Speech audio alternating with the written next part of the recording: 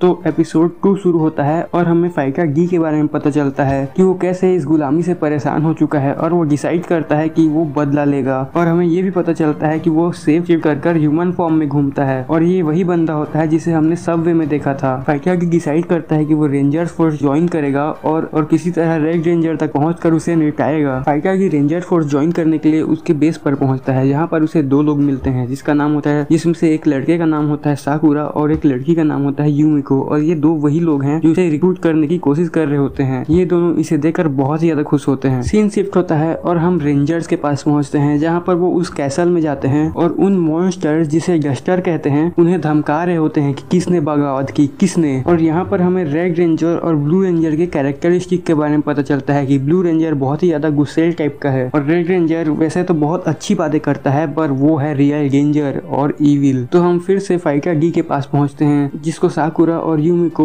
खाने पर इनवाइट करते हैं और वो हाँ कर देता है। और इसी दौरान हम देखते हैं कि फाइका गी अपने आइडेंटिटी को बहुत ज्यादा रिवील कर रहा होता है। एज अ व्यूअर हमें साफ पता चल रहा होता है कि ये कितनी बुरी एक्टिंग कर रहा है, पर पता नहीं क्यों यूमिको जो कि एक येलो रेंजर होती है वो उसके लिए कवर करने की कोशिश कर रही होती है। और ये बात हमें तो समझ आ जाती है पर फाइका गी को नहीं। तो क्योंकि फाइका गी सेफ शिफ्ट करने में बहुत ही अच्छा होता है इसलिए वो डिसाइड करता है कि वो इन दोनों में से किसी एक का रूप लेगा, रेड रेंजर के पास जाएगा उसे असैसिनेट करने। और वो साकुरा का रूप लेता है और यूमिको के साथ रेड रेंजर के बेस पर पहुंचता है उसे लेटर देने के लिए, जहां पर वो एक जोकर जैसे दिखने वाले बंदे से मिलता है जो कि खुद भी रेड रेंजर बनना चाहता था। और उस जोकर वाले बंदे को साकुरा पर डाउट हो जाता है क्योंकि उसका बिहेवियर चेंज हो गया होता है, पर वो रेड रेंजर तक नहीं पहुंच पाता। पर तभी लेटर देकर वापस आते समय उसे रेड रेंजर दिख जाता है और उसे हाय हेलो करने के बहाने अपने बैग से वेपन निकालकर मारने की कोशिश करता है। पर तभी वहाँ पर यूमिको उसे रोक लेती है और कहती है कि तुमसे ना हो पाएगा। यूमिको उसे किसी गली के कोने में ले जाती है और उसका गला काट देती है, लेकिन फाइका गी फिर से हील हो जाता है और कहती है कि जो तुम अभी करने वाले थे उसे हम दोनों बहुत मुसीबत में पड़ जाते और तुम्हारे पास उतनी पावर नहीं है कि तुम अभी रेड रेंजर का सामना कर सको। और फिर से फाइका गी का गला काट देती है और बार बार ऐसा करने के बाद वो उसे एक ऑफर देती है कि तुम मेरे लिए काम करोगे, मैं जैसा कहूंगी तुम वैसा ही करोगे और हम दोनों मिलकर इन ड्रैगन रेंजर का सफाया कर देंगे। फाइका गी मान जाता है। तभी हमें पता चलता है कि साकुरा उन लोगों की बातें सुन लेता है। यहाँ पर हम फाइका गी के एक दोस्त को देख जो उसे घूमता हुआ कैसल के बाहर आ गया था, पर ड्रैगन रेंजर से ढूंढ लेते हैं और अपना एक वेपन यूज करते हैं। और हमें पता चलता है कि ये ड्रैगन रेंजर्स का एक सीक्रेट वेपन है जिसकी मदद से वो इमोर्टल को भी मार सकते हैं और इसीलिए ये इमोर्टल्स लो लेवल डस्टर्स इनसे इतना डरते थे। और फाइका गी जिसे मैं अब यही कहूंगा, तो जी वहाँ पर पहुंच जाता है और अपने दोस्त को मरते हुए देख लेता है और यहीं पर एपिसोड 2 खत्म होता है।